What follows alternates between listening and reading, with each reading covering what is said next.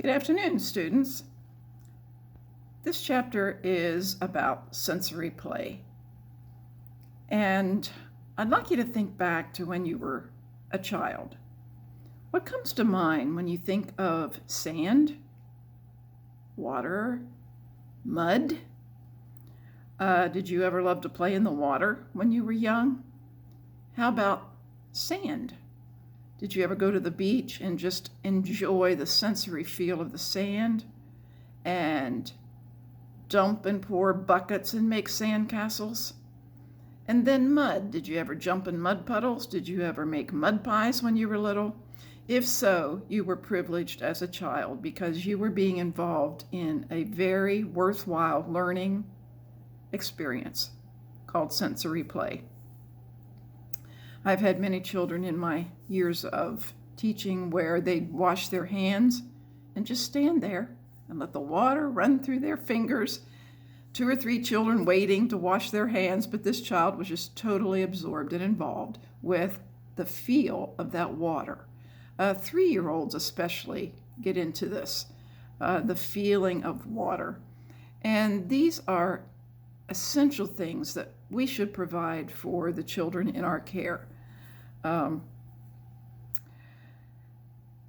I think oftentimes teachers avoid sensory play because they just can't handle the mess. Yes, it's messy. Working with children is messy. It's a part of it. And if you never thought of it before, you'll soon realize that a lot of what you do working with young children is cleaning up messes. The smart thing to do is to engage the children in helping you. And many children will enjoy the cleanup process. It won't be a burden or a chore for them. When I think of mud, I think of our lab school, our preschool, just, I think 2 years ago, purchased what's called a mud kitchen. Beautiful crafted wood furniture that endures outdoors. So this is an outdoor mud kitchen. And I hope you'll get a chance to see the children playing in it as the weather warms up and they can make mud pies and do all sorts of things with mud. It's a wonderful form of STEM play because they're involved in science, they're involved in math, they're involved in problem solving, experimenting, and the list goes on. It's just wonderful. I know that the lab usually encourages the parents to send boots. When spring arrives, send their rain boots. Because when they start the mud play, let's face it, it is doggone messy. And most all of the children don't mind that at all. So sometimes you will have parents that don't want their kids to get dirty like that, and it's up to you as a caregiver and teacher to help them understand the absolute value of that type of play. And we do a great disservice to children if we don't provide that kind of play every single day.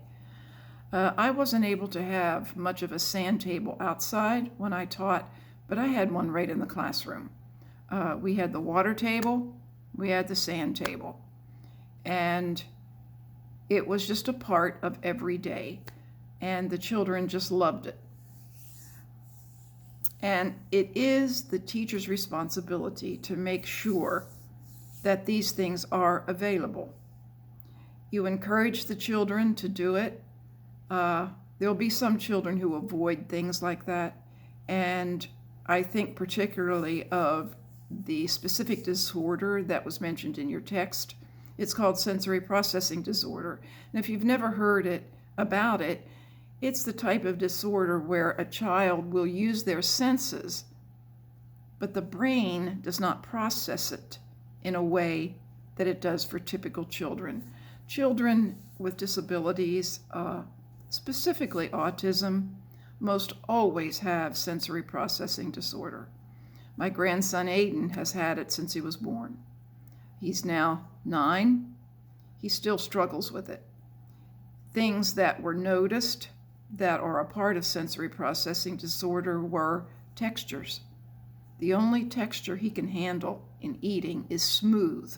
So He lives on Pediasure and creamy yogurts.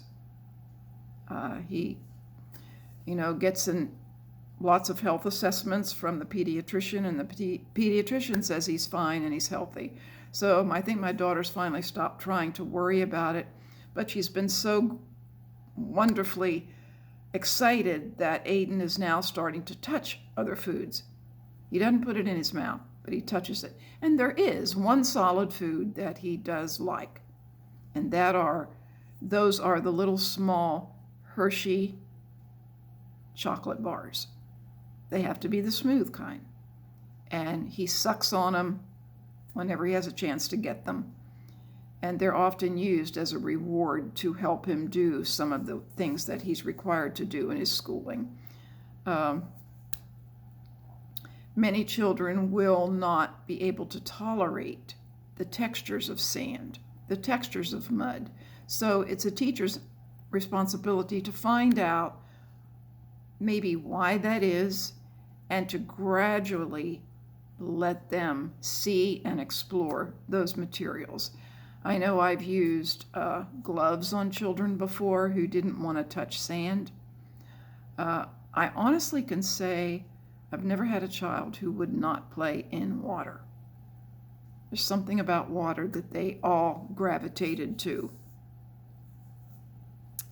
And I know that after you read this chapter, and I have 2 great articles I also want you to read that are in the module, you'll have a better understanding of how important, how vital sensory play is to young children. And it must be a part of their learning and their sensory processing development. So, if there's any snow left where you live, go out and play in the snow. That's a sensory activity. And just think, pretty soon it'll be spring and you can play in the mud. So, have a great afternoon, and we'll talk to you next week.